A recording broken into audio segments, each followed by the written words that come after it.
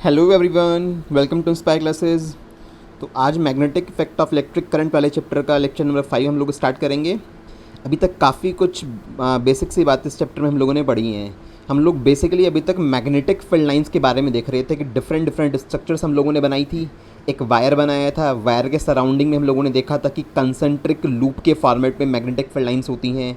इनकी direction find out करने के लिए मैंने तुम लोगों को मैक्सवेल का राइट हैंड थंब रूल भी बताया था कि कैसे मैग्नेटिक फील्ड को हम लोग पता कर सकते हैं कि क्रॉस में होगा या डॉट में होगा। आपको दो कन्वेंशन बताए थे। इसके बाद हम लोगों ने देखा था कि किस तरह से मैग्नेटिक फील्ड लाइन ड्रॉ की जा सकती है करंट कैरिंग कॉइल के लिए, कि अगर मेरे पास कॉइल है, लूप फॉर्मेट में कोई स्ट्रक्चर है, उसमें करंट फ्लो हो रही है, तो उसके लिए मैग्नेटिक फील्ड लाइन कैसे ड्रॉ करते हैं।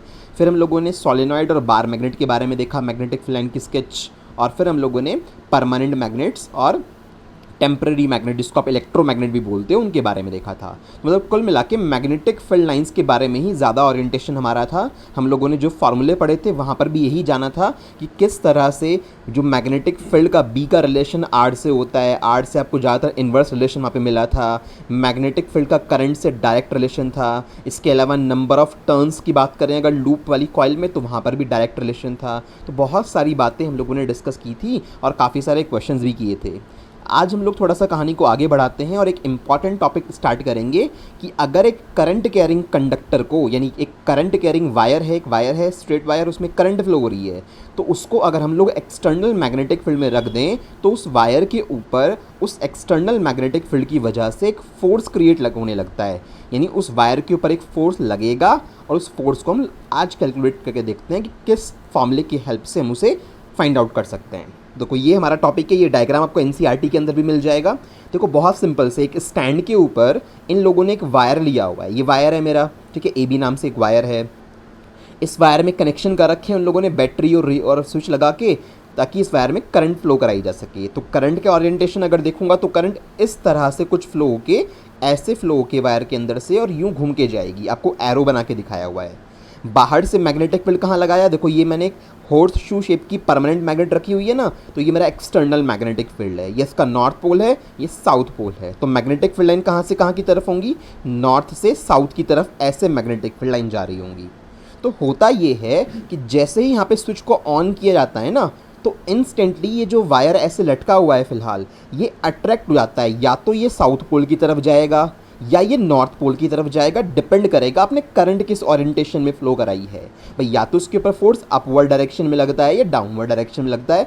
इस सिचुएशन के हिसाब से अगर बात करें तो कितना होता है वो फोर्स, कैसे उसको कैलकुलेट करते हैं, उस बारे में भी जानेंगे। तो एक छोटी सी लाइन लिखी हुई है यहाँ पे, when a current carrying conductor is placed in a magnetic field it experiences a force. कि जब भी किसी करंट कैरिंग कंडक्टर को, करंट कैरिंग कंडक्टर को मैं ट्रिपल सी बोल सकता हूँ, सी सी और सी।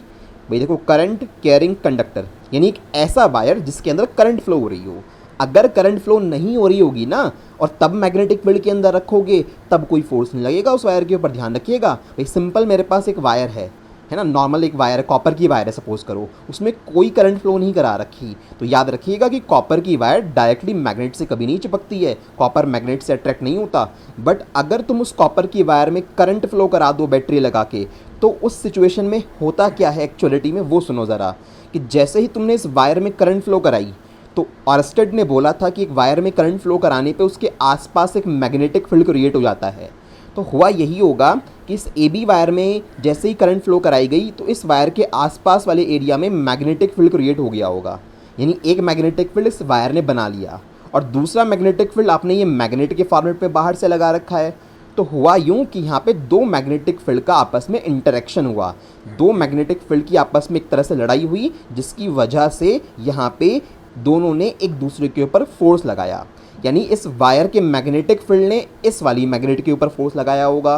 बट क्योंकि ये बड़ी सी मैग्नेट है, तो वो फोर्स इसके ऊपर कोई खास एक्सपीरियंस नहीं हो पाता। एक छोटा सा फोर्स एक बड़ी सी चीज़ पे लगाओगे तो कोई फ़र्क ही नहीं पड़ेगा। अच्छा, फिर उतना ही फोर्स इस मैग्नेट ने इस वायर के ऊपर भी लगाया। वायर बड़ा हल्का सा है मैग्नेट के वजन के कंपैरिजन में, तो वायर में मूवमेंट हमें नज़र आया। तो मतलब समझ में आ रही है बात कि करंट कैरिंग कंडक्टर के ऊपर ही क्यों फोर्स लगता है, क्योंकि जब वायर में करंट फ्लो कराओगे तभी तो उसके आसपास ये अपना मैग्नेटिक फील्ड बनाएगा, और उस मैग्नेटिक फील्ड का इंटरेक्शन इस एक्सटर्नल मैग्नेटिक फील्ड से होगा, जिसकी वजह से इस वायर के ऊपर एक फोर्स क्रिएट होता है। ठीक है, ये डायग्राम तो आप बनाना चाहो बना लेना, कोई इशू नहीं है, आपके एनसीईआरटी के अंदर भी दे रखा है, आपको पता होना चाहिए इसके बारे में। मैंने फॉर्मूले के पॉइंट ऑफ व्यू से इजी करने के लिए इजी वाला डायग्राम बनाया हुआ है। यहाँ पे मैंने कुछ खास चीज़ें नहीं दिखाई हैं। मैंने मैग्नेटिक फील्ड को ऐसे पर्पल कलर की लाइन से दिखा दिया, ये मेरा बी से डिनोट होने वाला मैग्नेटिक फील्ड है। मेरा वायर ये रहा, एल लेंथ का मेरा ये वायर है जो कि मैग्नेटिक फील्ड से थीटा के एंगल पे रखा हुआ है, यानी जो ये थीटा वाला एंगल है ये वायर की लेंथ और मैग्नेटिक फील्ड के बीच का एंगल होता है। ठीक है बच्चों, इतना ध्यान रखिएगा। यहाँ से इस वायर के ऊपर अब कितना फोर्स क्रिएट होगा, तो फॉर्मूला ये रहा, I B L sine theta. Again मैं बोल रहा हूँ डेरिवेशन 12th क्लास की मैग्नेटिज्म में आते हैं, आपको इस क्लास में डेरिवेशंस नहीं पढ़ने हैं, just check out the formula directly. ठीक है, क्योंकि कुछ बार कभी कभार क्वेश्चंस करते वक्त ये फॉर्मूले काम आ जाते हैं हमारे, और एनसीईआरटी के अंदर भी एक क्वेश्चन दे रखा है आपके टेक्स्ट में, तो वहाँ पे दिखाऊंगा तुम्हें कैसे वर्क करता है ये फॉर्मूला। तो F is equal to I B L sine theta मेरे पास है। ठीक है, आई क्या है, इस वायर में फ्लो होके जाने वाली करंट है। बी क्या है, एक्सटर्नल मैग्नेटिक फील्ड है जो हम लोगों ने अप्लाई किया है। एल क्या है, वायर की लेंथ, एक पर्टिकुलर लेंथ का वायर होगा ना वो है। और थीटा क्या है, बहुत ज़रूरी है, ये मत बोलना सर एंगल है, ये पता होना ज़रूरी है कि किन दो चीज़ों के बीच का एंगल है। तो theta is the angle between B and L, wire की लेंथ और मैग्नेटिक फील्ड के बीच में जो एंगल क्रिएट हो रहा है वो है। तो इतना फोर्स क्रिएट होता है किसी भी वायर के ऊपर।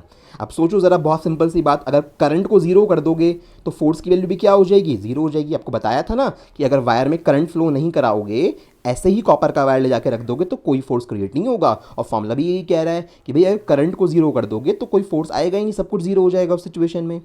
और ये साइन थीटा क्या है, जिन बच्चों ने ट्रिग्नोमेट्री पढ़ी हुई है, 10th क्लास में आती है ट्रिग्नोमेट्री, तो वहाँ पे sine, cos, tan, cot, sec, cosec, there are 6 trigonometric ratios. तो ये ट्रिग्नोमेट्री का एक सेक्शन है जहाँ पे थीटा की डिफरेंट वैल्यू पुट करने पे you will get the different answers. Like sine 0 की वैल्यू 0 होती है, साइन 30 की वैल्यू 30 डिग्री की, मतलब डिग्री में बात कर रहा हूँ मैं क्योंकि रेडियन में एंगल चेंज हो जाते हैं, 30 डिग्री की वैल्यू 1/2 होती है, साइन 45 डिग्री की वैल्यू 1/√2 होती है, साइन 60 डिग्री की वैल्यू √3/2 होती है, और साइन 90 की वैल्यू 1 होती है ना, क्योंकि आपका 10th में तो 90 तक ही काम आता है। जब आप 11th में पहुंचोगे तो आपको 120 डिग्री, 180 डिग्री या उससे भी बड़े बड़े एंगल सॉल्व करने सिखाए जाएंगे, बट वो 10th में नहीं होता।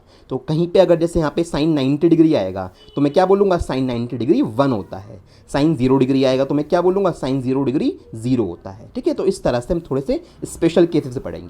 तो अभी तक हमें यह समझ में आया है स्लाइड को देख के कि जब एक करंट कैरिंग वायर को एक्सटर्नल मैग्नेटिक फील्ड के अंदर रखते हैं तो उस वायर के ऊपर एक फोर्स लगता है, और उस फोर्स की वैल्यू कितनी होती है, आई बी एल साइन थीटा, जहाँ पे सारे पैरामीटर तुम्हें पता होने चाहिए। और इस फोर्स को हम कभी कभार लॉरेंज फोर्स भी बोल देते हैं, जिस पर्सन ने, जिस साइंटिस्ट ने इसको डिस्कवर किया था उसी के बिहाफ पे। ठीक है, अच्छा चलिए थोड़ी सी बात आगे करते हैं। अब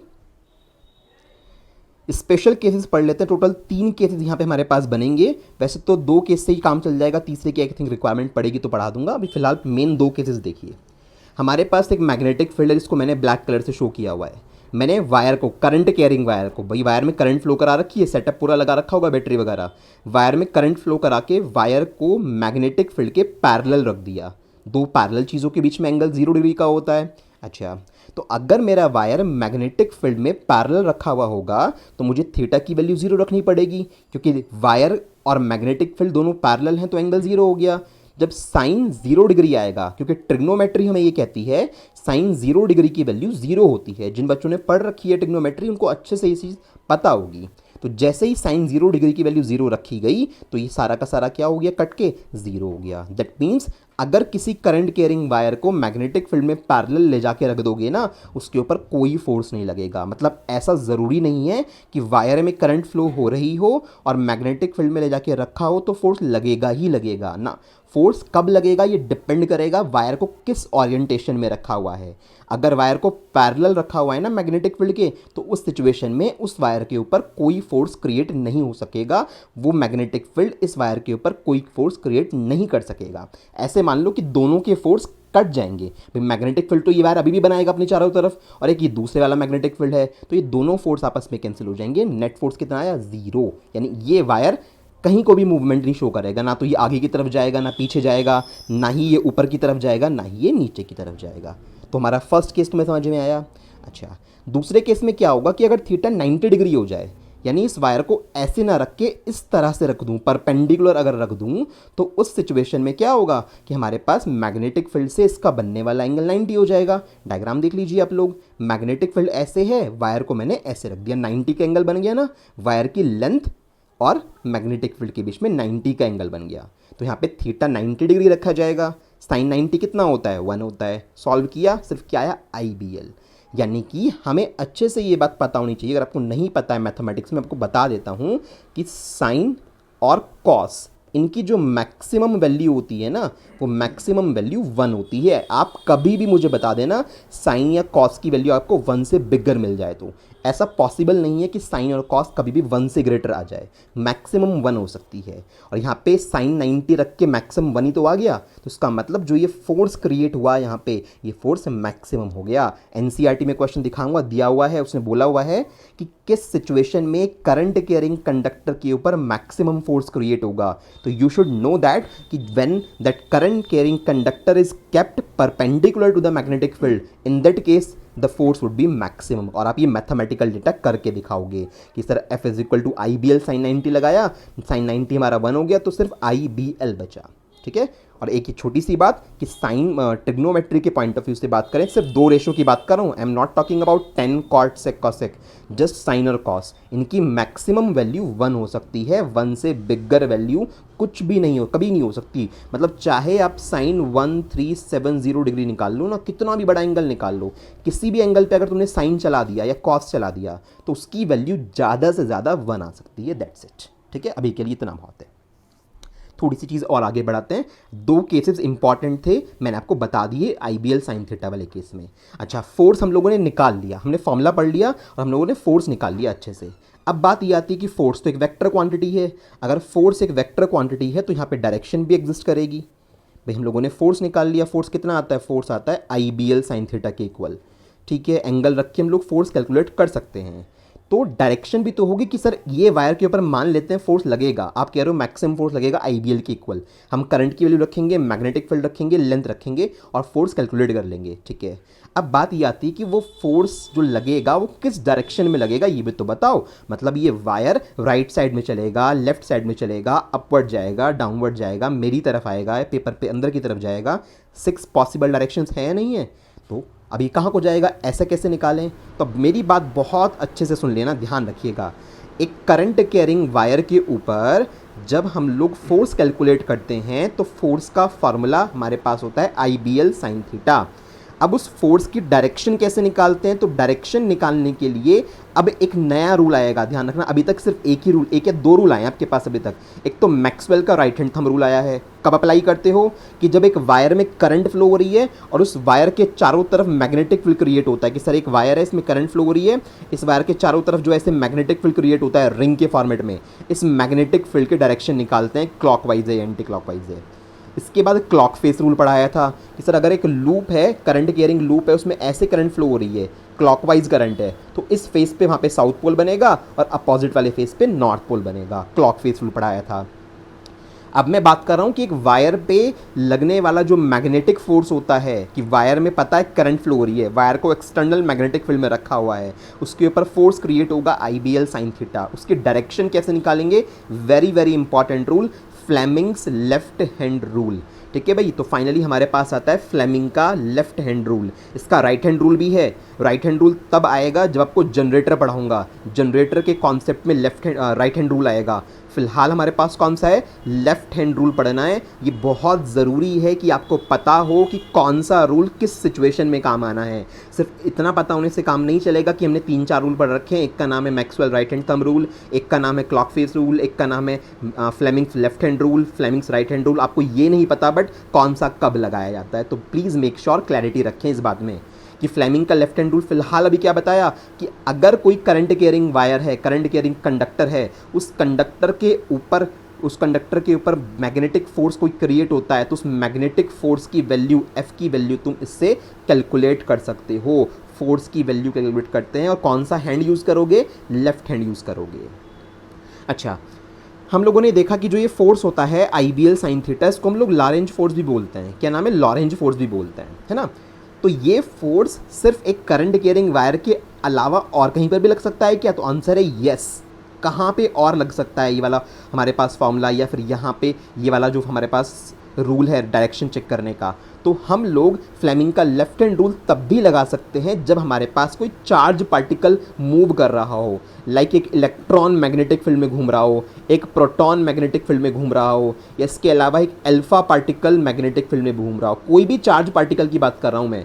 अगर कोई चार्ज पार्टिकल मैग्नेटिक फील्ड में घूम रहा है, इधर से उधर जा रहा है, तो उस चार्ज पार्टिकल के ऊपर भी उस मैग्नेटिक फील्ड की वजह से फोर्स लगेगा, और वो फोर्स के डायरेक्शन भी मैं किससे निकालूंगा? फ्लेमिंग के लेफ्ट हैंड रूल से निकालूंगा। ध्यान रखिएगा कि क्वेश्चन कराऊंगा भी आगे। उसने बोला इलेक्ट्रॉन है, नॉर्थ डायरेक्शन में जा रहा था, है ना, नॉर्थ डायरेक्शन में जा रहा था, मैग्नेटिक फील्ड मेरा साउथ की तरफ था, या मैग्नेटिक फील्ड मेरा ईस्ट की तरफ था, तो बताओ कि उस इलेक्ट्रॉन के ऊपर किस डायरेक्शन में फोर्स लगेगा।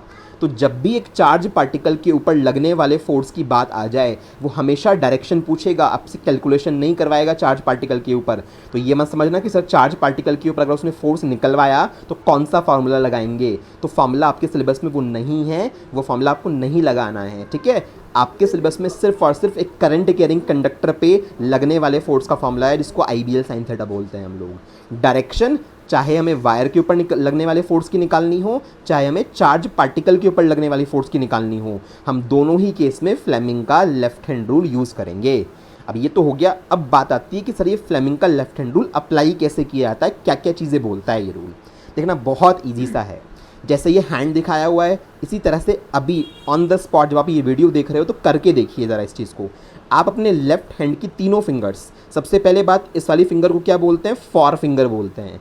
This finger is known as forefinger, है ना। तो फॉर फिंगर को, और ये फिंगर कहलाती है आपकी मिडिल फिंगर, और ये आपका थंब है। तो आपको इन तीनों को म्यूचुअली परपेंडिकुलर रखना है 90 डिग्री पे, जैसे इन्होंने खोला हुआ है। बाकी दो उंगलियां बंद रखी है अपनी। आपने थंब को, अपनी फॉर फिंगर को, अपने मिडिल फिंगर को बिल्कुल 90 डिग्री पे खींच के अच्छे से तब रखिए, ठीक है। उसके बाद क्या करना है, आपकी जो फॉर फिंगर है वो मैग्नेटिक फील्ड के डायरेक्शन में रखनी है आपको। फॉर फिंगर कैसे रखनी है, क्वेश्चन सॉल्व करोगे तब रखेंगे ना। फॉर फिंगर को कहाँ रखेंगे? मैग्नेटिक फील्ड के डायरेक्शन में। मिडिल फिंगर को कहाँ रखेंगे? करंट के डायरेक्शन में। तो जिस डायरेक्शन में तुम्हारा थंब आएगा वो डायरेक्शन तुम्हें बताएगी कि उस पर्टिकुलर चार्ज पार्टिकल के ऊपर या उस पर्टिकुलर वायर के ऊपर किस डायरेक्शन में फोर्स लगेगा, ठीक है। आपको एक वीडियो भी दिखाऊंगा आज उस चीज़ के ऊपर, टेंशन मत लो। ये बहुत इंपॉर्टेंट रूल, मैं अगेन बोल रहा हूँ। आप इलेक्ट्रिक मोटर पढ़ोगे ना, इलेक्ट्रिक मोटर का बेसिक प्रिंसिपल जब बनेगा, वहाँ पे जब डायरेक्शन फाइंड आउट की जाएगी तो वहाँ पर भी आपको फ्लेमिंग का लेफ्ट हैंड रूल ही लगाना है। और फ्लेमिंग का लेफ्ट हैंड रूल लगाना आ गया तो राइट हैंड रूल में कुछ भी नहीं है, सिर्फ हैंड चेंज करना होगा और सिचुएशन थोड़ी सी हल्की सी बदल जाएगी। तो अपने तीनों फिंगर्स को 90 पे रखिएगा। आपको फॉर फिंगर किस डायरेक्शन में रखनी है? मैग्नेटिक फील्ड के डायरेक्शन में। क्वेश्चन में जिधर की तरफ भी वो मैग्नेटिक फील्ड को बोल रहा होगा। मिडिल फिंगर कहाँ को रखनी है? करंट के डायरेक्शन में। अब अच्छा, करंट सबको अच्छे से पता होगी क्या कि अगर पॉजिटिव पार्टिकल की बात कर रहा हूँ, लाइक प्रोटॉन भी पॉजिटिव पार्टिकल होता है, अल्फा पार्टिकल भी पॉजिटिव पार्टिकल होता है। तो पॉजिटिव पार्टिकल अगर इस डायरेक्शन में जा रहा है तो करंट की डायरेक्शन भी यही होती है, अच्छे से पता होना चाहिए। और नेगेटिव पार्टिकल यानी इलेक्ट्रॉन अगर इधर की तरफ जा रहा है तो करंट की डायरेक्शन इसके अपोजिट ली जाती है। ये बात हमें अच्छे से पता है कि करंट की डायरेक्शन इलेक्ट्रॉन्स के फ्लो के अपोजिट होती है। बट अगर पॉजिटिव पार्टिकल की बात करें, वो बोल रहा है पॉजिटिव पार्टिकल इधर की तरफ जा रहा है तो करंट को भी आप इधर की तरफ ही रखोगे, क्योंकि आपको अपनी मिडिल फिंगर की डायरेक्शन देखनी पड़ेगी ना। तो इन दो को सेट कर लो, उसके अकॉर्डिंग तीसरा अपने आप आपको समझ में आ जाएगा। लिखने के लिए बहुत आता है, अप्लाई तो करना ही करना पड़ेगा। ये तो आपके 10th क्लास में लिखने को भी बहुत आता है। देख लीजिए थ्योरी वाला पार्ट इसका बहुत आसान है, इसकी थ्योरी तो। It states that put the forefinger, middle finger and thumb of left hand. ध्यान रखिएगा लेफ्ट हैंड रूल है तो लेफ्ट हैंड की बात हो रही है। कई बार बच्चे गलती यही करते हैं कि भाई जनरली जो स्टूडेंट्स होते हैं सब लोग, हम लोग राइट हैंड वाले से लिखने वाले होते हैं। तो जब हम लोग रूल लगा रहे होते हैं तब भी हम अचानक से अपने राइट हैंड को यूज़ करने लगते हैं और कहते हैं सर आंसर्स नहीं आ रहे हमारे। भाई ध्यान रखो कि आपको किस सिचुएशन में लेफ्ट हैंड रूल लगाना है। तो जब भी एक करंट कैरिंग कंडक्टर पे फोर्स निकालने की बात आ जाए या किसी चार्ज पार्टिकल के ऊपर फोर्स निकालने की बात आ जाए तो फ्लेमिंग का लेफ्ट हैंड रूल अप्लाई होगा। आपने तीनों को परपेंडिकुलर रख लिया। अच्छा, now if for finger points along the direction of magnetic field. देखो फॉर फिंगर किस डायरेक्शन में आनी चाहिए? मैग्नेटिक फील्ड के डायरेक्शन में। Middle finger points along the direction of current, तो मिडिल फिंगर करंट की डायरेक्शन में होनी चाहिए। तो आपका थंब क्या रिप्रेजेंट करेगा? The direction of force acting on that wire और ऑन दैट चार्ज पार्टिकल। ठीक है ना? तो आपको बहुत अच्छे से समझा दिया। आप ये डायग्राम भी बना लेना, जितना भी तुमसे बने इतना हैंड तो बना ही लोगे ना, बहुत ज़्यादा टेक्निकल ड्राइंग थोड़ी ना है। तो ये हैंड बना के फोर्स, मैग्नेटिक फील्ड, करंट लिख लेंगे और इस लॉरेंज फोर्स की डायरेक्शन कैसे निकालते हैं, रूल का नाम ऑलरेडी हम लोगों को पता है, स्टेटमेंट मैंने आपको दिखा दिया सही से।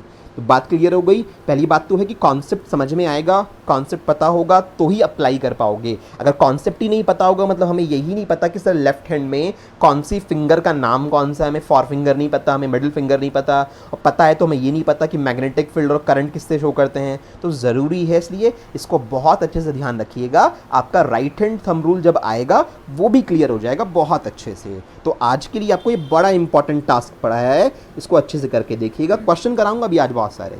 उससे पहले एक वीडियो भी है हमारे पास, पूरी लगभग 6 मिनट के आसपास की वीडियो होगी, उसको बहुत अच्छे से शांति से देख लीजिएगा। ठीक है ना बच्चों? तो 6 मिनट की वीडियो को आप अच्छे से देख लेना, मैं भी स्टार्ट करूंगा उस वीडियो को। चलिए वीडियो को स्टार्ट कर रहा हूँ, तो शांति से उसको देखना। इसमें सारा कुछ तुम्हें दिखाया गया है, कैसे करंट कैरिंग वायर के ऊपर फोर्स लगेगा और कैसे हम लोग डायरेक्शन फाइंड आउट करेंगे। एक अच्छी खासी एनिमेटेड वीडियो है।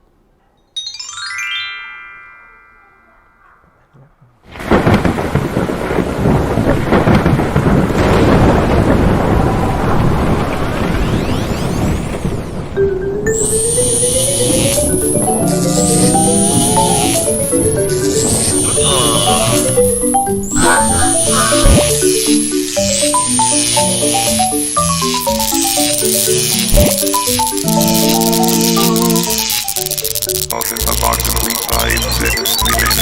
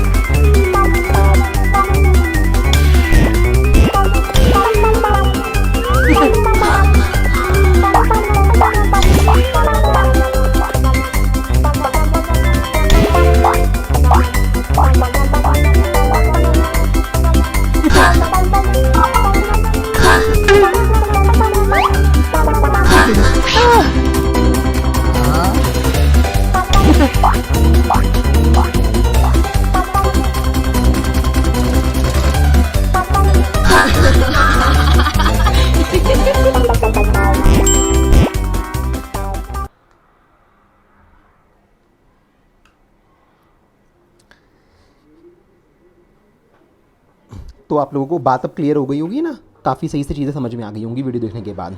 तो चलिए अब आगे की कहानी शुरू करते हैं भाई। अब हम लोगों ने फ्लेमिंग का लेफ्ट हैंड रूल समझ लिया अच्छे से। अब उसके ऊपर बेस्ड क्वेश्चन किस तरह से पूछे जाते हैं और कैसे उस रूल को हम लोग रियलिटी में अप्लाई करेंगे, क्योंकि देख सब कुछ समझ लिया, पढ़ लिया, अब जब तक करके नहीं देखेंगे अप्लाई तब तक तो बात ही नहीं बनने वाली है। तो शुरू करते हैं क्वेश्चन से। Question is the best way to understand any concept. A positive charge is moving upwards in a magnetic field directed towards south. देखो एक पॉजिटिव चार्ज है वो ऊपर की तरफ जा रहा है, ठीक है, इन अ मैग्नेटिक फील्ड, एक मैग्नेटिक फील्ड में डायरेक्टेड टूवर्ड्स नॉर्थ। वो मैग्नेटिक फील्ड किस डायरेक्शन में है? नॉर्थ डायरेक्शन में है। तो हम लोग नॉर्मली डायरेक्शन बना लेते हैं जैसे हम लोग कॉपी पेन पे बनाते हैं, जस्ट लाइक कि सर ये ईस्ट हो गया हमारे पास, ये वेस्ट हो गया, ये नॉर्थ हो गया और ये साउथ हो गया। ये ईस्ट है, ये वेस्ट है, ये नॉर्थ है, ये साउथ है। अभी जैसे आप लोग मोबाइल फ़ोन लेके बैठे होंगे तो आपको ये नॉर्थ डायरेक्शन अपने सामने नज़र आ रही होगी। ऑब्वियसली बात है कि सर फ्रंट वाले फेस पे तो नॉर्थ डायरेक्शन है, हमारे से पीछे की तरफ ये साउथ है, इधर की राइट साइड की तरफ ईस्ट है और लेफ्ट साइड की तरफ वेस्ट है। तो आपको करना क्या है, मेरे साथ साथ करते रहिएगा। लेफ्ट हैंड यूज़ करना है, फ्लेमिंग का रूल अप्लाई होगा क्योंकि सर चार्ज पार्टिकल है, पॉजिटिवली चार्ज पार्टिकल है, इसके अकॉर्डिंग हम लोगों को इस पर लगने वाला फोर्स निकालना है। क्यों, क्या पूछा है? The particle will be deflected towards. Particle किस डायरेक्शन में मूव हो जाएगा, उसमें डिफ्लेक्शन किधर की तरफ होगा? भाई जिधर की तरफ फोर्स लगेगी उधर की तरफ डिफ्लेक्शन होगा उसमें। तो फोर्स निकालना है उस चार्ज पार्टिकल के ऊपर। मैग्नेटिक फील्ड किस डायरेक्शन में है? नॉर्थ की तरफ है, यानी इस डायरेक्शन में ऐसे मैग्नेटिक फील्ड लाइन जा रही हैं। तो आप क्या करोगे? मैग्नेटिक फील्ड के डायरेक्शन में अपनी फॉर फिंगर को रख दोगे। तो लेफ्ट हैंड यूज़ करो, तीनों फिंगर्स को, for finger, middle finger, thumb को म्यूचुअली परपेंडिकुलर रखो, अपनी फॉर फिंगर को सामने की तरफ रखो। सामने की तरफ कौन सा डायरेक्शन है? नॉर्थ। तो आपने अपनी फोर फिंगर को सामने की तरफ रखना है, ठीक है, रख लिया होगा आप लोगों ने, सामने की तरफ फॉर फिंगर को रखी है अपने फेस से, ठीक है। उसके बाद क्या करना है? ये पॉजिटिव चार्ज पार्टिकल जो है इज मूविंग अपवर्ड्स, ये ऊपर की तरफ जा रहा है पॉजिटिव चार्ज पार्टिकल। अगर ऊपर की तरफ पॉजिटिव चार्ज पार्टिकल जा रहा है तो करंट की डायरेक्शन भी ऊपर की तरफ होगी। भाई करंट की डायरेक्शन पॉजिटिव चार्ज पार्टिकल के अलॉन्ग होती है और इलेक्ट्रॉन अगर नेगेटिव चार्ज पार्टिकल है तो उसके अपोजिट होती है। फिलहाल तो पॉजिटिव चार्ज पार्टिकल है तो करंट की डायरेक्शन आपकी ऊपर की तरफ होगी। तो आपको अब क्या करना है? आपने फॉर फिंगर तो सामने की तरफ रखी हुई है, ठीक है। अब अपनी जो मिडिल फिंगर है, करंट की डायरेक्शन मिडिल फिंगर से शो करते हैं ना, तो मिडिल फिंगर जो फिलहाल आपकी राइट साइड में आ रही होगी, करंटली आपकी जो फॉर फिंगर है, मेरी बात सुनते रहिएगा, उसको अप्लाई करते रहना। फॉर फिंगर सामने की तरफ होगी, आपका थंब फिलहाल ऊपर की तरफ होगा और आपकी जो मिडिल फिंगर है वो राइट साइड में जा रही होगी। अभी आपको मिडिल फिंगर को ठीक करना है, कहाँ रखना है? ऊपर की तरफ रखना है क्योंकि करंट ऊपर की तरफ है। तो अपने हाथ को रोटेट कीजिए और अपनी मिडिल फिंगर को ऊपर की तरफ, यानी अपने छत की तरफ, टेरेस की तरफ रखिएगा मिडिल फिंगर को।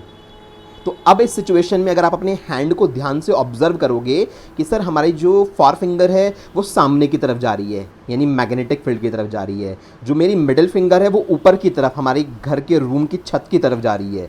तो हमारा जो थंब आ रहा है सर, वो थंब जो है वो इस डायरेक्शन में आ रहा है, इधर की तरफ हमारा थंब पॉइंट हो रहा है। सबके साथ ऐसा ही हो रहा होगा, थंब इस डायरेक्शन में आ रहा होगा जैसे मैंने तुम्हें एरो बना के दिखाया है।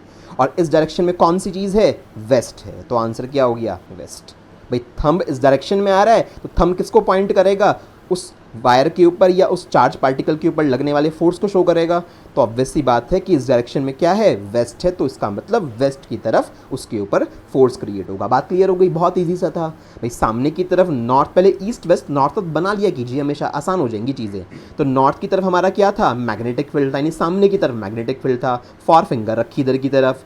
फिर पढ़ा हम लोगों ने कि पॉजिटिव चार्ज पार्टिकल ऊपर की तरफ मूव कर रहा है तो करंट भी ऊपर की तरफ जाएगी। तो अपनी मिडिल फिंगर को ऊपर छत की तरफ कर दिया।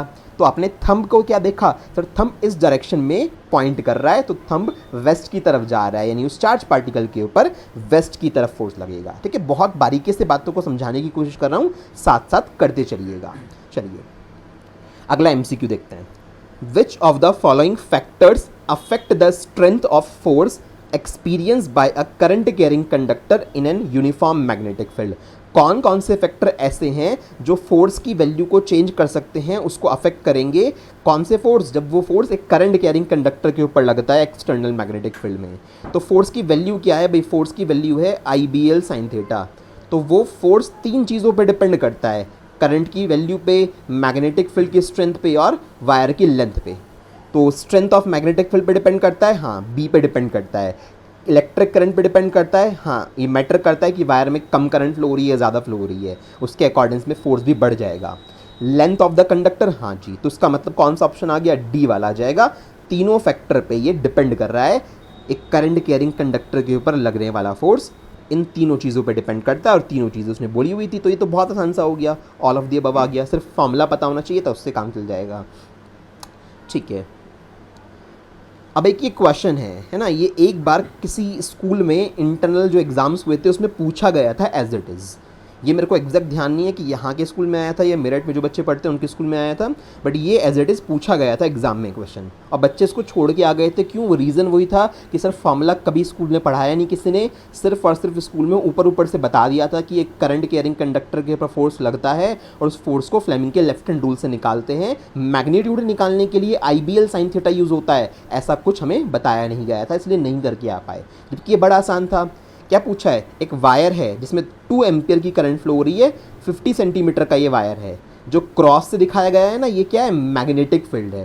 क्रॉस से दिखाया हुआ क्या है, ये मैग्नेटिक फील्ड है, यानी मैग्नेटिक फील्ड आपके मोबाइल फ़ोन की स्क्रीन के अंदर की तरफ है, इनवर्ड होगा ना, क्रॉस मतलब perpendicular to the plane of paper and inwards, paper पे अंदर की तरफ, यानी आपकी जो मोबाइल फ़ोन की स्क्रीन है या आपके लैपटॉप की स्क्रीन है उसके अंदर की तरफ मैग्नेटिक फील्ड लाइन जा रही है। इसका मतलब ये होता है आपको उस मैग्नेटिक फोर्स का, इस वायर के ऊपर जो फोर्स लगेगा उसका आपको डायरेक्शन कैलकुलेट करना है। ठीक है, मैग्नेटिक फोर्स की वैल्यू के साथ डायरेक्शन भी कैलकुलेट करनी है।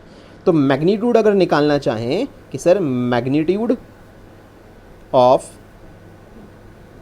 Force, magnitude of force acting on current carrying conductor, इस करंट कैरिंग कंडक्टर के ऊपर जो फोर्स लगेगा उसका मैग्नीट्यूड हम लोगों को निकालना है। तो बहुत आसान है, हम लोगों को फार्मूला बहुत अच्छे से आता है, तो उसी को अप्लाई करते हैं। फार्मूला है F = IBL sin थीटा। सारी वैल्यू पुट करते हैं। करंट की वैल्यू है 2 एम्पियर। मैग्नेटिक फील्ड, यहाँ पे देखो मैग्नेटिक फील्ड मैं लिख देता हूँ, यहाँ पे मैंने लिखा हुआ नहीं है, मैग्नेटिक फील्ड ज़रूर लिख के देगा, बिना उसके काम नहीं चलेगा। अप्रॉक्सीमेट मुझे सिर्फ सिखाना है। मैंने क्या करा, मैग्नेटिक फील्ड 10⁻⁻1 टेस्ला का लिया, टेस्ला इसकी यूनिट होती है, तो 10⁻⁻1 टेस्ला है। जो भी मैग्नेटिक फील्ड होगा उसके अकॉर्डिंग वैल्यू रख देंगे, कोई इशू नहीं है। तो हम लोगों ने 10⁻⁻1 मैग्नेटिक फील्ड की जगह रख दिया। लेंथ कितनी है, लेंथ वायर की है 50 सेंटीमीटर, बट ये तो सेंटीमीटर में है, तो मीटर में कितनी हो जाएगी, चेंज ज़रूर करना होगा, सब कुछ SI यूनिट में चलेगा। ठीक है, 0.5 हमारे पास मीटर में चेंज हो जाएगी। साइन थीटा, अब थीटा मतलब वायर की लेंथ और मैग्नेटिक फील्ड के बीच में एंगल। अब वायर की लेंथ तो ऐसे है और मैग्नेटिक फील्ड पेपर पे अंदर की तरफ जा रहा है। अब एक पेन को तो ऊपर की तरफ रख के देखो, जैसे वायर में करंट फ्लो हो रही है इस तरह से, और एक पेन को पेपर पे अंदर की तरफ रख के देखो, 90 का एंगल बनेगा दोनों के बीच में। भाई थीटा एंगल B और L के बीच में तो होता है, मैग्नेटिक फील्ड लाइन पेपर पे अंदर की तरफ है, तो यानी कि पेपर पे अंदर की तरफ मैग्नेटिक फील्ड लाइन जाएंगी। आपके पास ये आपका वायर सामने ऊपर की तरफ है, तो दो पेन 90 डिग्री पे आएंगे ही नहीं आएंगे, तो साइन 90 डिग्री रखा जाएगा यहाँ पे। Just calculate the value. F = हाँ जी 0.5 की मल्टीप्लाई 2 से करी तो 5 2 10, तो सिर्फ 1 हो गया, इंटू 10⁻⁻1 इंटू साइन 90 कितना होता है, 1 होता है। तो F = 10⁻⁻1 को मैं लिख दूँ 0.1, तो 0.1 न्यूटन इतना फोर्स इस पर्टिकुलर वायर के ऊपर एक्सर्ट होगा, क्रिएट होगा। बात समझ में आ गई? फोर्स निकाल लिया, बहुत आसान था, सिर्फ फॉर्मूला पता होना चाहिए था और उसको अप्लाई करना आना चाहिए। सेंटीमीटर वगैरह का अगर कुछ है गड़बड़ तो उसको सही कर लेना हमेशा। अब बात आती है कि सर डायरेक्शन कैसे निकालें इस फोर्स की। अब एक करंट कैरिंग वायर के ऊपर जब भी फोर्स निकालते हो तो कौन सा रूल लगाते हैं, फ्लेमिंग का लेफ्ट हैंड रूल। आपको लिखना पड़ेगा, नाम बहुत ज़रूरी है ये, by Fleming's left hand rule. Fleming का लेफ्ट हैंड रूल हम लोग अप्लाई करेंगे, उस रूल के अकॉर्डिंग देखते हैं क्या क्या बातें आएंगी। अब फिर से स्टार्ट हो जाना मेरे साथ साथ।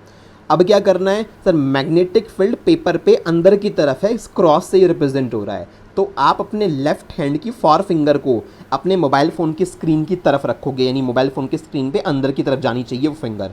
तो मोबाइल फ़ोन की स्क्रीन की तरफ आप लोगों ने अपनी फॉर फिंगर को रख लिया होगा।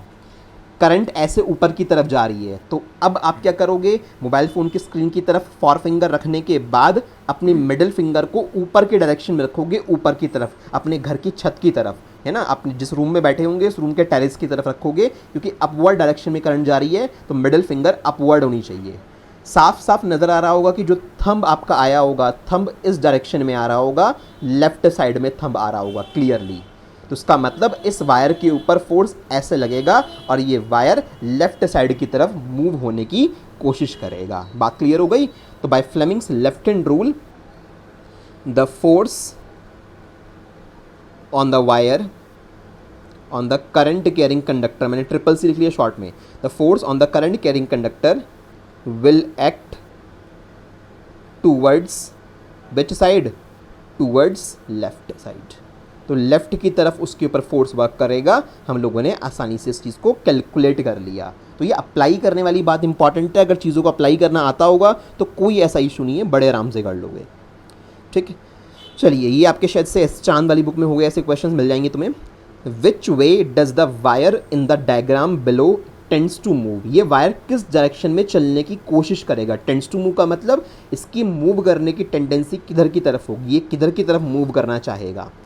अब वायर में करंट का फ्लो तुम्हें नज़र आ रहा है। अब सर मैग्नेटिक फील्ड सबको पता होना चाहिए, नॉर्थ से साउथ की तरफ होता है, तो नॉर्थ से साउथ की तरफ ये मैग्नेटिक फील्ड हो गया, यानी कि यहाँ पे नॉर्थ वाला पोल नीचे है, साउथ वाला ऊपर है। भाई दो मैग्नेट रखी हुई होंगी ना, तो एक मैग्नेट का नॉर्थ पोल है, ये दूसरी मैग्नेट का साउथ पोल है, तो नॉर्थ से साउथ की तरफ मैग्नेटिक फील्ड लाइन होंगी। ठीक है, बात क्लियर हो गई हम लोगों को अच्छे से। नॉर्थ से साउथ की तरफ मैग्नेटिक फील्ड लाइन हमारी हो गई, यानी कि मैग्नेटिक फील्ड लाइन ऊपर की तरफ जा रही है। समझ में आ रही है बात? करंट कहाँ की तरफ जा रही है? करंट इस पे राइट डायरेक्शन में जा रही है। कौन सा रूल अप्लाई होगा? अगेन आंसर जब करोगे तो क्या करोगे, by Fleming's left hand rule, Fleming का लेफ्ट हैंड रूल निकालेंगे। By Fleming left hand rule, इस रूल के अकॉर्डिंग अगर बात करेंगे तो जो हमारी करंट है आई, करंट किस डायरेक्शन में जा रही है? Towards right. आई तो है राइट साइड में। जो मेरा मैग्नेटिक फील्ड है वो किस डायरेक्शन में है? वो अपवर्ड जा रहा है, ऊपर की तरफ जा रहा है। तो जो फोर्स होगा वो फोर्स कैसे जाएगा, निकाल के देखते हैं। फिर से अपने लेफ्ट हैंड को यूज़ करो, फॉर फिंगर, मिडिल फिंगर और थंब को म्यूचुअली परपेंडिकुलर रखो। क्या करना है, आपकी जो मिडिल फिंगर होगी वो ऑलरेडी राइट डायरेक्शन में जा रही होगी। आपने जब अपने लेफ्ट हैंड को रखा होगा सही से, तीनों को म्यूचुअली परपेंडिकुलर रखा होगा, तो ऑलरेडी आपकी करंट की डायरेक्शन में ही आपकी मिडिल फिंगर होगी। आप ध्यान से देख लेना। बट आपकी जो फॉर फिंगर है वो फॉर फिंगर सामने की तरफ जा रही होगी, वो तो गलत है। फॉर फिंगर कहाँ जानी चाहिए? फॉर फिंगर ऊपर की तरफ जानी चाहिए, क्योंकि मैग्नेटिक फील्ड ऊपर की तरफ है। तो अपने हाथ में फॉर फिंगर को ऊपर की तरफ घुमा लेना। तो अब आप देखोगे कि सर फॉर फिंगर ऊपर की तरफ जा रही है, यानी हमारे छत की तरफ जा रही है। बिल्कुल ठीक है। हमारी जो मिडिल फिंगर है वो राइट डायरेक्शन में जा रही है। बिल्कुल ठीक है। यहाँ कंसंट्रेशन पावर चाहिए बच्चों, आपके ध्यान रखिएगा। क्वेश्चंस में डायरेक्शन ढूंढने के लिए you must have a strong concentration power. अगर माइंड इधर उधर डाइवर्ट होगा तो चीज़ें समझ नहीं पाओगे। ध्यान से सुनिएगा। तो हमारी जो करंट की डायरेक्शन है वो राइट साइड में जा रही है, तो करंट के लिए मैंने अपनी मिडिल फिंगर को राइट साइड में रखा हुआ है ऑलरेडी। मेरी मिडिल फिंगर ऊपर की तरफ, मेरे छत के टेरेस की तरफ जा रही है ना। और अब की बार जो मेरा थंब आया वो मेरी तरफ आ रहा है। Thumb is pointing towards me, thumb मेरी तरफ पॉइंट कर रहा है। आप देख लेना, आपका थंब, अगर आपकी फॉर फिंगर ऊपर की तरफ जा रही है, आपकी मिडिल फिंगर करंट की डायरेक्शन में राइट की तरफ जा रही है, तो आपका थंब आपकी तरफ पॉइंट कर रहा होगा। आपकी तरफ पॉइंट करने का मतलब क्या है? आउट ऑफ द पेज, यानी मोबाइल की स्क्रीन से बाहर की तरफ थंब निकल के आ रहा है ना। That means force will be perpendicular to the, या सिंपल वर्ड में ऐसे लिख लो, out of the page, perpendicular and out of the page, out of the page. ठीक है, दैट्स इट। यानी इस वायर के ऊपर फोर्स जो लगेगा ये मेरी तरफ लगेगा, यानी ये वायर ऐसे फील होगा कि स्क्रीन से निकल के मेरी तरफ, मेरी साइड की तरफ मूव होने की कोशिश करेगा, क्योंकि थंब की जो डायरेक्शन आई है वो मेरी तरफ आ रही है। दैट मीन्स परपेंडिकुलर फोर्स होगा and it would be out of the page, page से बाहर की तरफ मूवमेंट होगा। यानी ये वाला वायर ना तो ऊपर जाएगा, ना नीचे जाएगा, ना राइट में जाएगा, ना लेफ्ट में जाएगा, ना पेपर के अंदर की तरफ जाएगा, पेपर के बाहर की तरफ मूवमेंट होना शुरू होगा। क्या बात समझ में आ रही है? ठीक है, तो that would be the answer. तो ये एमसीक्यू में बन सकता है। जिसको कॉन्सेप्ट्स आते होंगे अच्छे से, जिसने चीज़ें अप्लाई की हुई हैं, जिसने एक कॉन्सेप्ट के ऊपर 15, 20, 25 क्वेश्चन किए हुए हैं, वो कुछ भी क्रैक कर लेगा। और अगर एक कॉन्सेप्ट पढ़ के 1 या 2 क्वेश्चन करने की आदत है तो हमेशा पीछे रहोगे। ध्यान रखना, नए क्वेश्चन पे अटकोगे। इसलिए प्रैक्टिस मैटर करती है कि किस चीज़ को तुमने कितना सही से एनालाइज किया हुआ है।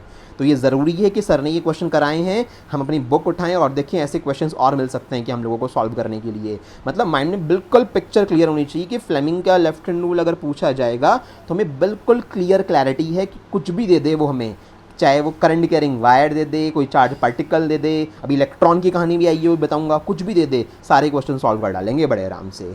बस याद रखना है, लेफ्ट हैंड रूल के टाइम पे राइट हैंड मत लगा लेना गलती से भी, क्योंकि फिलहाल चार्ज पार्टिकल के ऊपर या करंट कैरिंग वायर के ऊपर लगने वाला फोर्स निकलवा रहा हूँ तुमसे, ठीक है। तो लेफ्ट हैंड रूल लगाओगे।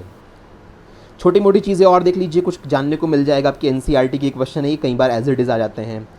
Which of the following property of A proton can change, proton एक चार्ज पार्टिकल है जिसके पास इलेक्ट्रॉन के जितना चार्ज होता है, बस इलेक्ट्रॉन पे नेगेटिव चार्ज होता है, इस पर पॉजिटिव होता है।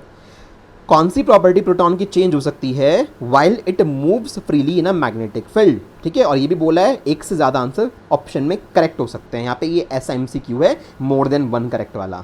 तो मेरी बात एक बहुत अच्छे से ध्यान रखिएगा, ये आगे तक 12th क्लास तक के लेवल के लिए, कि मैग्नेटिक फील्ड में कभी भी चार्ज पार्टिकल एक्सेलरेट नहीं होता। दैट मीन्स मैं ऐसे लिख देता हूँ, magnetic field can not accelerate A charge particle, यानी मैग्नेटिक फील्ड कभी भी चार्ज पार्टिकल की स्पीड को चेंज नहीं कर सकता।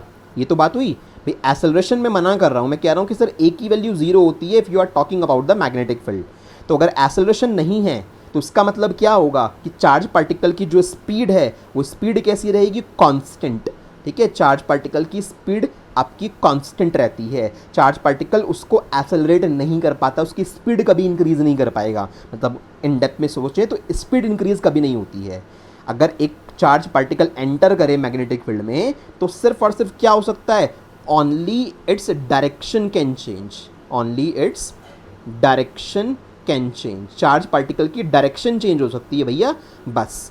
चार्ज पार्टिकल के ऊपर फोर्स लगेगा तो ऑब्वियस सी बात है डायरेक्शन चेंज होगी, डायरेक्शन चेंज होगी, स्पीड चेंज नहीं होगी। ध्यान रखना, यानी अगर 10 मीटर पर सेकंड से एक पार्टिकल चल रहा था, बात समझने की कोशिश करना, 10 मीटर पर सेकंड से एक चार्ज पार्टिकल मैग्नेटिक फील्ड में आ रहा था और एकदम से उस पर फोर्स लगा और वो ऐसे मुड़ गया, तो भाई साहब स्पीड में चेंज नहीं होगा, वो 10 मीटर पर सेकंड ही रहेगी, ना तो ज़्यादा होगी ना ही कम होगी। You must know that. तो उसका मतलब स्पीड में चेंज नहीं होता, ये आंसर नहीं हो सकता। मास में चेंज होता ही नहीं है, मास थोड़ी ना खा जाएगा मैग्नेटिक फील्ड कि एक 2 ग्राम का पार्टिकल था उसका मास 3 ग्राम हो जाएगा जब वो मैग्नेटिक फील्ड से निकलेगा, नहीं ना। तो मास तो ऑब्वियसली बात है चेंज नहीं होता है, तो मास भी चेंज नहीं हो सकता। स्पीड मैंने आपको समझा दी, कभी भी मैग्नेटिक फील्ड स्पीड चेंज नहीं कर सकता। वेलोसिटी चेंज कर सकता है क्या, हाँ बिल्कुल। वेलोसिटी में 2 कंपोनेंट का मिक्सचर होता है, स्पीड प्लस डायरेक्शन। अब स्पीड तो चेंज हो नहीं रही, डायरेक्शन तो चेंज हो रही है, जैसे ही फोर्स लगा डायरेक्शन बदल गई, तो भाई साहब वेलोसिटी भी चेंज होगी।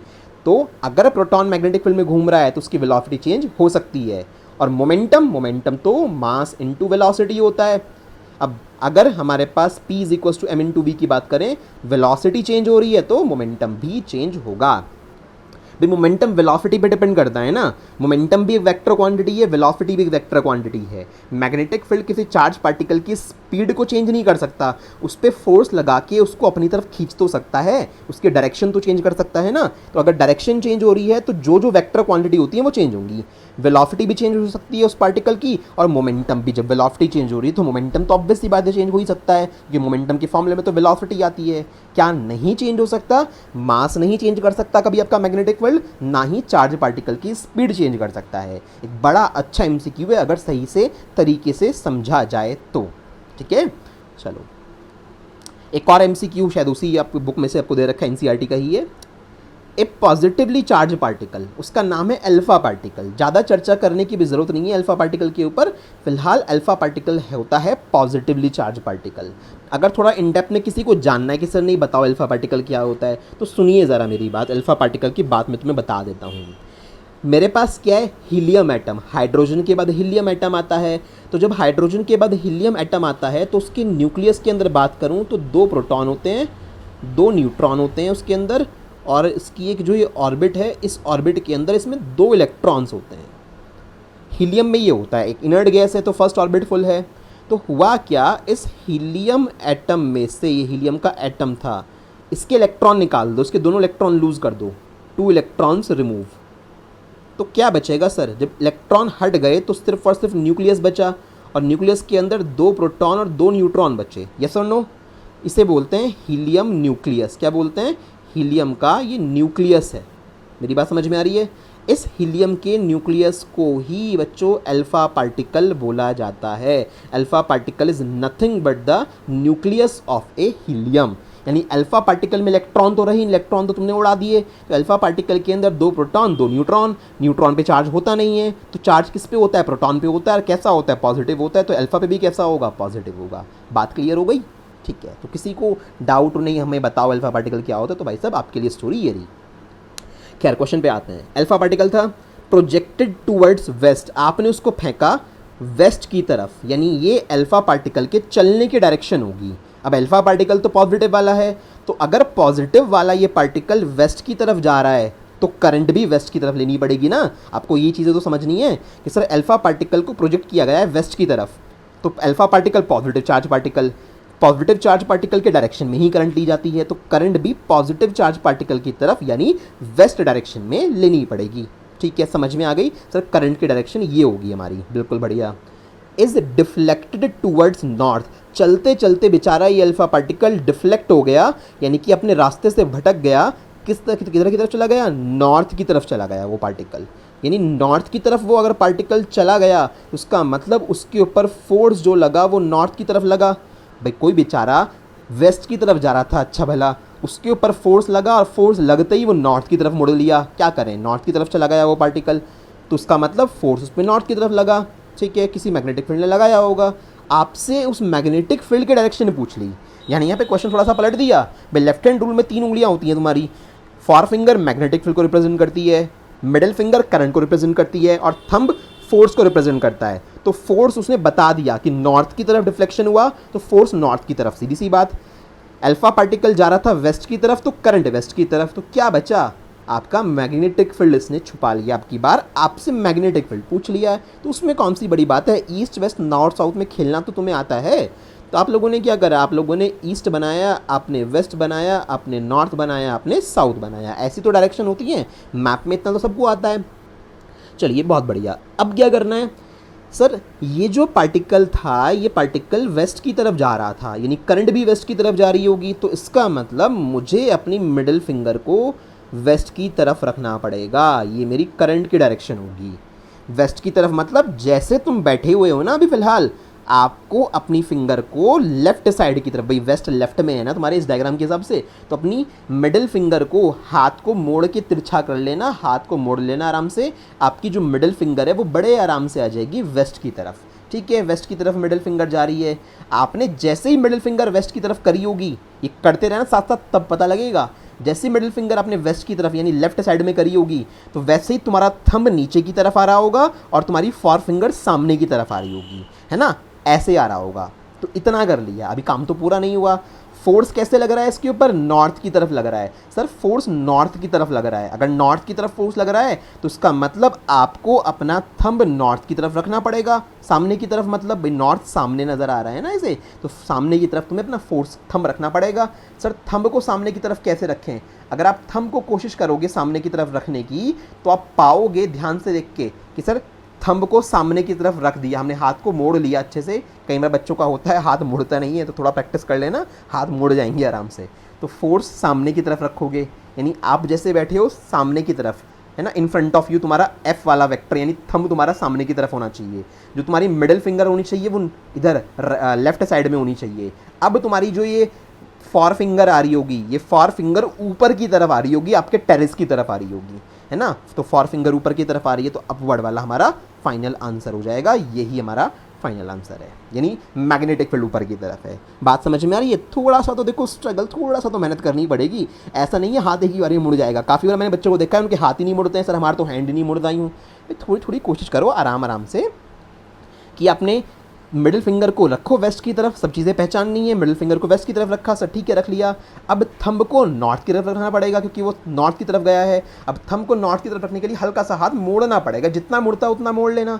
तो थंब सामने की तरफ हो गया, आपका जो मिडिल फिंगर है वो इधर हो गया वेस्ट में, मतलब लेफ्ट में। तो आपकी जो फॉर फिंगर है वो ऊपर की तरफ आ रही होगी, आपकी छत की तरफ। तो यानी अपवर्ड डायरेक्शन में मैग्नेटिक फील्ड वर्क करेगा। तो क्या लिखेंगे फ्लामिंग में, कैसे लिखते हैं इस चीज़ को? सर जब आंसर करेंगे वैसे तो MCQ है, बट पूछा जाए तो रूल का नाम क्या? Bye Fleming's left hand rule. भाई आंसर भी तो करने को आ सकता है सब्जेक्टिव क्वेश्चन में। लेफ्ट हैंड रूल का नाम बहुत ज़रूरी है।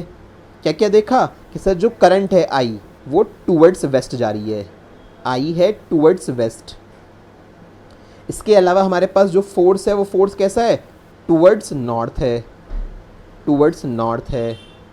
देयरफॉर जो हमारे पास मैग्नेटिक फील्ड आया वो कैसे आया? वो अपवर्ड डायरेक्शन में आया। ठीक है बच्चों, तो इस तरह से बड़े आराम से क्वेश्चंस हो जाएंगे, इसलिए क्वेश्चन करवा रहा हूँ। देखो कितना इंपॉर्टेंट टॉपिक है, कई सारे क्वेश्चंस आपके NCERTs में इस टॉपिक के ऊपर हैं। मैंने आपको ऑलरेडी बोला है कि ये फ्लेमिंग का लेफ्ट हैंड रूल तो बहुत इंपॉर्टेंट है, वीडियो भी दिखाई है। थोड़ा सा कोशिश करना, करते रहना, ये आपका बहुत सही से क्लियर होगा। और इलेक्ट्रिक मोटर तभी पढ़ पाओगे। इलेक्ट्रिक मोटर में जो कॉइल के रोटेशन की डायरेक्शन आएंगी ना, वहाँ पर भी आपको ऐसे ही हाथ घुमाने हैं लेफ्ट हैंड रूल लगा के। ठीक है, अभी क्वेश्चन और देखते हैं। भाई ये NCERT के 2 क्वेश्चन आपकी एक्सरसाइज वाले आ गए 9th और 10th। When is the force experienced by a current carrying conductor placed in a magnetic field largest? आगे ना क्वेश्चन आपको बताया था कि किस सिचुएशन में एक करंट कैरिंग कंडक्टर के ऊपर लगने वाला फोर्स लार्जेस्ट होगा? When that current carrying conductor is kept perpendicular to the magnetic field। Case पढ़ाए थे ना, आपको Fmax निकाल के दिखाया था, आपको अच्छे से याद होगा। वहाँ से इस आंसर को रेफर करिएगा और आंसर क्या आएगा? Fmax is equal to IBL, क्योंकि sin 90 तो तुम्हारा बन हो जाता है ना। तो उस हिसाब से ये वाली वैल्यू आपको उस केस से लिखनी है। तो ये तो हो गया ख़त्म। बात आती है इस वाले क्वेश्चन पे।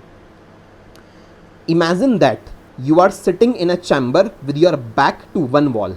आप एक चैम्बर में बैठे हो, मान लो फिलहाल आप चेयर पे बैठे हो। मैं आपको ये मान लेता हूँ कि सर आप चेयर पे बैठे हो आराम से, या आप अपने बेड पे बैठे हो, आपने बैक साइड पे वॉल की तरफ अपनी कमर लगा रखी है। बिल्कुल ऐसे ही हुआ यहाँ पे कि imagine that you are sitting in a chamber with your back to a one wall. एक दीवार की तरफ हमारी बैक लगी हुई है आराम से, ठीक है, आराम से बैठे हुए हो। हुआ यूँ, an electron beam moving horizontally from back wall towards the front wall.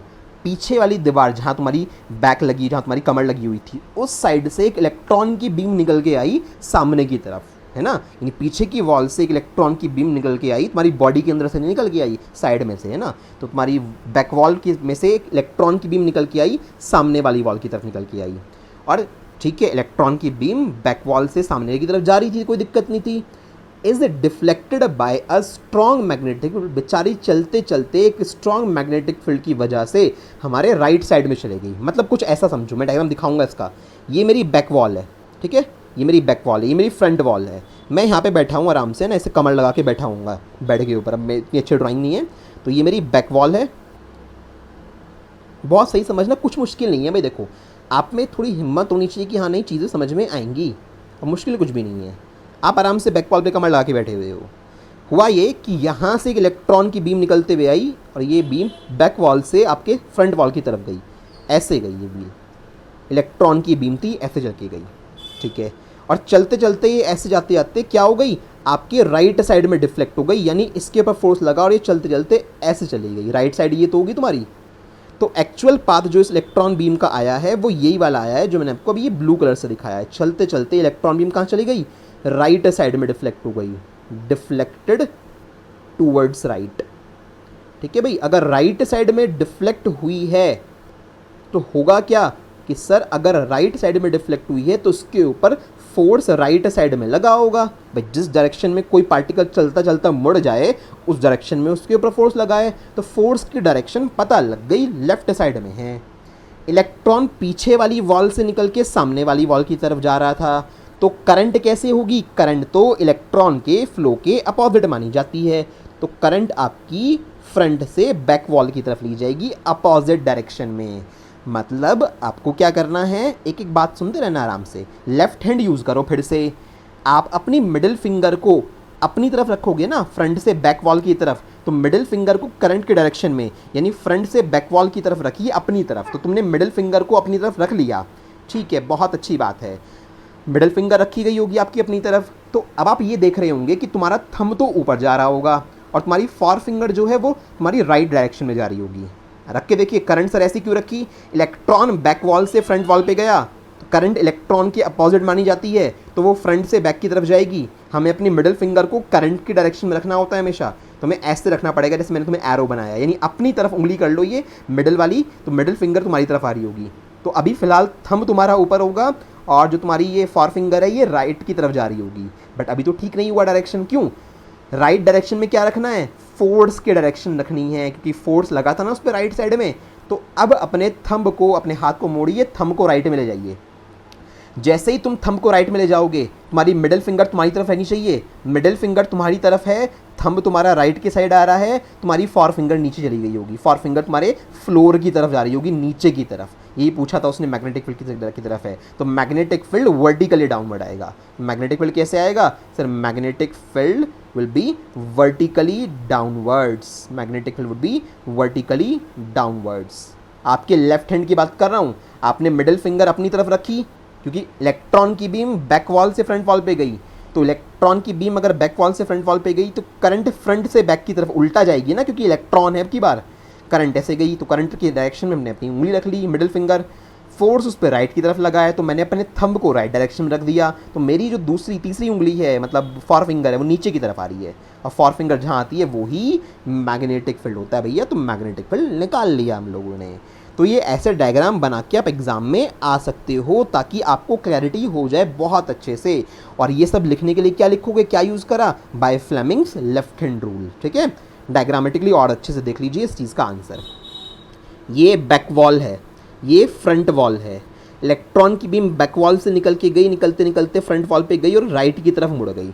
तो बच्चों देख लीजिए, इधर की तरफ फोर्स की डायरेक्शन हो जाएगी मेरे पास, सीधी सी तरह बात है, और ये पीछे की तरफ ऐसे, ये क्या हो जाएगी, मेरी करंट हो जाएगी, मतलब मेरी तरफ, ठीक है।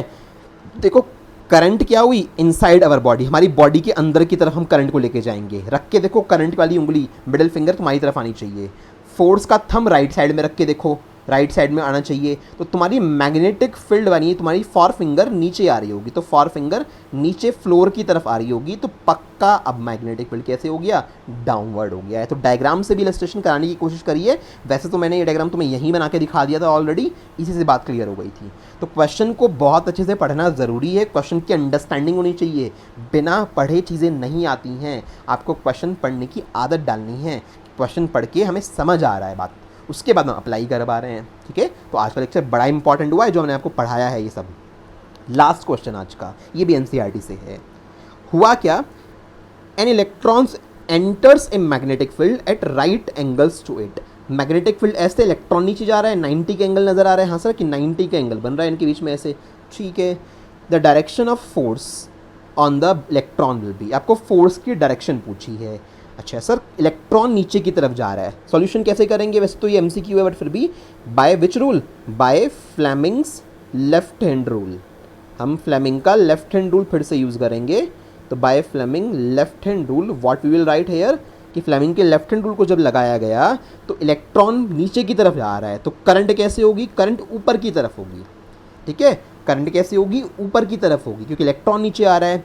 मैग्नेटिक फील्ड किधर की तरफ है, मैग्नेटिक फील्ड राइट डायरेक्शन में है, ठीक है। तो हमें अब क्या करना है, ये ध्यान रखना, ये इलेक्ट्रॉन नीचे की तरफ था तो करंट ऊपर की तरफ, तो अपनी मिडिल फिंगर को ऊपर की तरफ रख लो, अपने छत की तरफ। तो मिडिल फिंगर को आपने अपनी छत की तरफ रख लिया, ऊपर की तरफ, ठीक है, करंट की तरफ रख लिया। आपकी जो फॉर फिंगर है वो for finger magnetic field represent करती है, वो राइट डायरेक्शन में जानी चाहिए, जा रही होगी, आप ध्यान से देख लीजिए अच्छे से। तो आपका जो थंब आ रहा होगा अब लेफ्ट हैंड का, वो आपसे दूर की तरफ जा रहा होगा, यानी सामने की तरफ जा रहा होगा, यानी आपके मोबाइल फ़ोन की स्क्रीन के अंदर की तरफ जा रहा होगा। तो कौन सा आंसर आएगा, इनटू द पेज। तो यानी फोर्स कैसे लगेगा, इनटू द पेज। भाई राइट में नहीं है, लेफ्ट में नहीं है, आउट ऑफ द पेज नहीं है, हमारी तरफ थंब नहीं आ रहा, थंब अंदर की तरफ जा रहा है। समझ में आ रही है बात। तो इलेक्ट्रॉन को अकॉर्डिंग बात कर लेना। अगर क्वेश्चन यहाँ प्रोटॉन का होता ना तो फिर क्या करते सर, प्रोटॉन पॉजिटिव पार्टिकल है, अगर प्रोटॉन नीचे आ रहा होता तो उस सिचुएशन में करंट की डायरेक्शन भी नीचे की तरफ मानी जाती। तो फिर क्या करता मैं, अपनी मिडिल फिंगर को नीचे की तरफ रख लेता, और मिडिल फिंगर को नीचे की तरफ रखता और मैग्नेटिक फील्ड को इधर की तरफ रखता, तो थंब अब की बार मेरी तरफ आता, तो फिर आंसर आता आउट ऑफ द पेज। तो रट मत लेना, ध्यान रखना, इलेक्ट्रॉन की जगह क्वेश्चन में एग्जामिनर ने अगर प्रोटॉन कर दिया ना तो कहानी पलट जाएगी। तो ध्यान रखिएगा सर, इलेक्ट्रॉन नीचे की तरफ आ रहा है तो करंट ऊपर की तरफ ली जाएगी। तो मिडिल फिंगर को टेरेस की तरफ रखा, ऊपर की तरफ, मैग्नेटिक फील्ड राइट साइड में रखा, साफ साफ नजर आएगा थंब तुमसे दूर जा रहा होगा, तुम्हारी मोबाइल फोन की स्क्रीन की तरफ जा रहा होगा, तो इनटू द पेज फोर्स लगेगा। ठीक है, उस इलेक्ट्रॉन के ऊपर अंदर की तरफ फोर्स लगेगा। बात क्लियर हो गई? ठीक है, बहुत सारे क्वेश्चंस करा दिए आज, और एक एमसीक्यू आप लोगों के लिए, इलेक्ट्रॉन प्रोटॉन दोनों की बात इसने इस क्वेश्चन के अंदर कर दी। इन चारों में से ऑप्शन सेलेक्ट कीजिएगा अपने अकॉर्डिंग। ध्यान से जो पढ़ाया है पहले वो सीखना है, उसके बाद इस पे आना है। ध्यान रखिएगा बात, एक एक बात तुम्हें जितनी क्लैरिटी के साथ हो सकती थी मैंने वो बताने की कोशिश करी है। वीडियो दिखाई है आप लोगों को अच्छे से, स्टिल कोई डाउट बाकी रह गया हो तो you can talk to me. Okay, चलिए।